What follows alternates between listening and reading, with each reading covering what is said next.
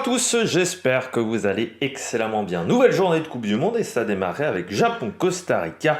25e match de la Coupe du Monde et victoire surprenante du Costa Rica 1-0 sur nos amis japonais qui avaient battu l'Allemagne. On va revenir sur cette rencontre, débriefer tout ce qui a fonctionné, tout ce qui n'a pas fonctionné. Mais avant tout, n'hésitez pas à vous abonner à la chaîne, à réagir dans les commentaires, à mettre un pouce bleu, à partager la vidéo sur les réseaux sociaux, notamment auprès de vos proches si vous pensez que ça peut les intéresser. N'hésitez pas à aller voir TikTok, le débrief de la mi-temps de toute la rencontre. Et puis n'hésitez pas également à aller voir EPS 2.0 sur Spotify, l'histoire un petit peu du sport.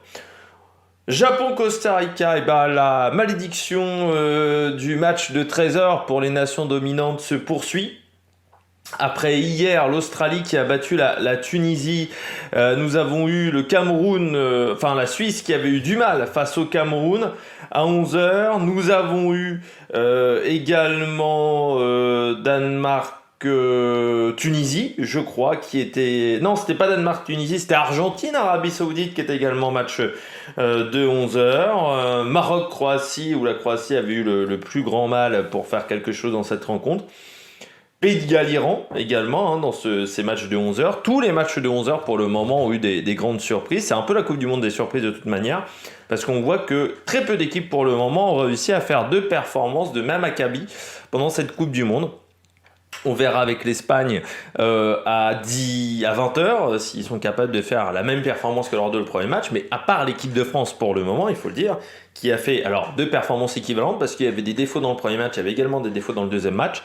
Pour le moment, on a quand même des niveaux assez disparates entre les matchs de chacune des nations, avec un Costa Rica qui s'est quand même remis la tête à l'endroit, et ça c'est une bonne nouvelle. On commence tout de suite avec le Japon. Le Japon... offensivement, il n'y avait pas grand-chose. Offensivement, j'ai eu l'impression de voir le Japon équipe féminine à la Coupe du Monde 2019 de football féminin, c'est-à-dire très peu de mouvements. Dans la construction, pas grand-chose. Et on tourne le ballon, mais on n'arrive pas à trouver l'ouverture. Ils ont eu beaucoup de mal à rentrer sur les côtés, c'est-à-dire que les ailiers japonais n'ont jamais réussi à prendre véritablement l'avantage. On est passé par le centre. Le problème, c'est que... le Costa Rica était quand même bien placé. Alors avec aussi un arbitrage qui favorise quand même vraiment les bouchers dans cette Coupe du Monde. C'est-à-dire que le Costa Rica a quand même mis des sacrés tampons au niveau tacle. Et je trouve qu'il y a un vrai problème d'arbitrage sur cette Coupe du Monde. Je trouve que la Coupe du Monde n'est pas bien arbitrée, notamment hier France-Danemark, c'est vrai qu'on n'en a pas rappelé, mais normalement la France doit obtenir... il y a un joueur danois qui doit se prendre un carton rouge. Il semblerait que dans Tunisie-Australie, alors ça je ne l'ai pas vu en direct, il semblerait qu'il y a un joueur tunisien qui soit tombé sur le but de l'Australie, qui s'est fait tomber par l'arbitre. Ça je ne l'ai pas vu en direct, je peux vous le dire, ça je l'ai raté. Mais dans tous les matchs, il y a des situations qui sont quand même très litigieuses. Tunisie-Australie par exemple, j'avais dit, j'étais très surpris qu'avec autant de fautes, l'Australie n'ait pas un carton jaune. Je trouve que l'arbitrage n'est pas sensationnel sur cette Coupe du Monde. C'est bien de vouloir laisser jouer, c'est bien aussi de sanctionner les fautes. Du côté parce que sinon on va avoir... Alors on est encore en phase de poule, mais quand toutes les équipes vont s'apercevoir qu'en y allant comme un boucher, on peut éviter le carton rouge, à partir des 8e voire des quarts, ça va être costaud et l'intégrité physique des joueurs va être touchée. Du côté du Japon... Donc voilà, il n'y a pas grand chose qui a marché. Je pense qu'ils ont joué un peu trop facile. C'est-à-dire qu'ils ont cru qu'ils étaient vraiment au-dessus du Costa Rica, ce qui fait qu'ils n'ont pas joué sur un grand rythme. Alors certes, ils se projettent vite à l'avant. Ils ont souvent percé le premier rideau du Costa Rica, mais après, quand ils se retrouvaient dans la défense du Costa Rica, il y avait toujours un joueur qui traînait, il y avait toujours une jambe qui traînait. Le jeu à une ou deux touches marchait, mais ils l'ont très peu utilisé pendant le match. Et puis un manque de précision, beaucoup de déchets, c'est-à-dire que les passes n'arrivaient pas toujours à destination. C'était pas un match fameux de la part des Japonais qui n'ont jamais réussi à augmenter le rythme de cette rencontre, à emballer cette rencontre. Comme s'ils étaient endormis un petit peu ces Japonais par rapport au premier match. Du côté du Costa Rica, ça se fait au mental, ce match-là. Ça se fait au mental parce que le Costa Rica n'a pas montré grand-chose. Encore dans cette rencontre, on joue bloc bas, on joue extrêmement défensif. Alors devant, on a des joueurs qui courent vite, mais qui techniquement ont quand même du mal. Contre Treras, Campbell et Torres, ça a quand même du mal techniquement. Il y a trop de vitesse par rapport à ce qu'ils sont capables de faire techniquement. Ils subissent énormément, mais Ça se joue à l'agnac. C'est-à-dire que la seule action ultra dangereuse qu'ils ont eue du match, quasiment, ça fait but. Ils l'ont pas raté le but, hein. Mais ça m'a même fait marrer parce que, donc tu vois, ils célèbrent le but et ils célèbrent le but. Et juste à ce moment-là, sur le panneau publicitaire, vous avez la pub de Nike, Impossible is nothing. Et là, je me suis dit, ah bah ça correspond bien à ce qu'ils viennent de faire, hein, les joueurs du Costa Rica, parce que ils subissent, ils jouent extrêmement bas. Ils ont commis pas mal de fautes. Enfin voilà, ils ont souffert. Mais pourtant, oui, ils ont commis moins de fautes que les Japonais. Pourtant, ils ont fait des fautes sales, hein. Par contre, les joueurs du Costa Rica, mais tu vois, la logique de l'arbitrage, parce que j'aurais mis plus de fautes au Costa Rica, mais surtout, ils ont fait des fautes au bon moment. Mais ils souffrent. Il y a 2 coups francs très dangereux pour les joueurs japonais qui n'ont pas réussi à bien les tirer. Par contre, ce que j'ai aimé, c'est que défensivement, ils ont très bien joué les deuxièmes ballons.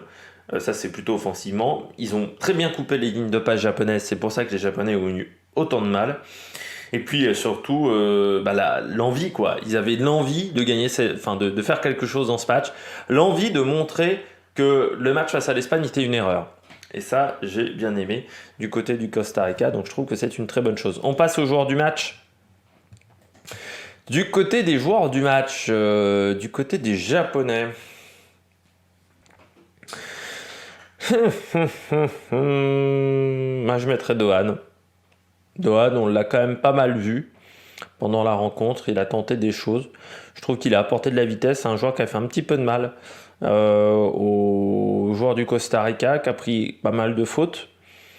Gérer Gonda quand même, parce que sur le but, je pense qu'il y a la capacité de faire beaucoup mieux sur le but. Tu sais pas trop ce qu'il veut faire, s'il veut la capter, mais sa sortie est pas suffisamment bonne, parce que certes, bon, la frappe est pas mal, hein, la frappe de Fuller, mais je pense qu'elle n'était pas si puissante que ça, et c'est surtout qu'il fait pas une bonne sortie, je pense, le gardien japonais. Du côté du Costa Rica, Campbell, qui fait quand même un super match, c'est avec lui que commence l'action.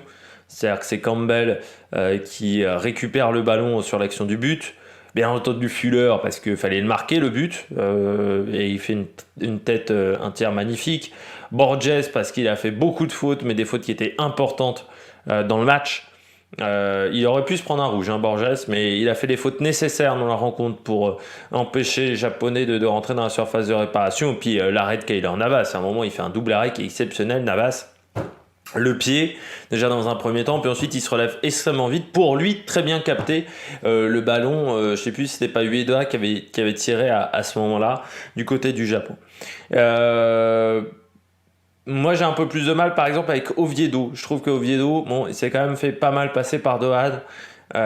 Donc c'est peut-être le joueur qui a un peu moins bien joué du côté du Costa Rica. On va regarder un petit peu le calendrier pour ce groupe qui est le groupe E, le groupe de l'Allemagne dans ce match numéro 3. Donc je rappelle que le dernier match, ça sera Costa Rica-Allemagne et Japon-Espagne, ça sera le 1er décembre à 20h. Et surtout au niveau du classement, ça range un petit peu les Allemands cette affaire, parce que avec cette défaite du Japon, même si l'Allemagne ne gagnait pas, l'Allemagne pourrait toujours se qualifier. Donc voilà, l'Allemagne ne sera pas éliminée ce soir. Ça serait quand même mieux, au moins, de prendre le match nul face à l'Espagne. On rappelle que ça sera le match à 20h, hein, Espagne-Allemagne. Et donc le Japon est deuxième, le Costa Rica est troisième, tous les deux avec 3 points. La différence, bien entendu, c'est l'average goal. 0 pour le Japon, moins 6 pour nos amis du Costa Rica. J'espère que vous avez aimé cette vidéo. N'hésitez pas à vous abonner à la chaîne, à réagir dans les commentaires, à mettre un pouce bleu. Et puis on se retrouve à 17h pour le débrief du match de 14h, qui sera donc Belgique-Maroc à 14h, donc pour 14h45 débrief TikTok, et puis 17h, donc débrief de Belgique-Maroc sur YouTube. Allez, ciao ciao!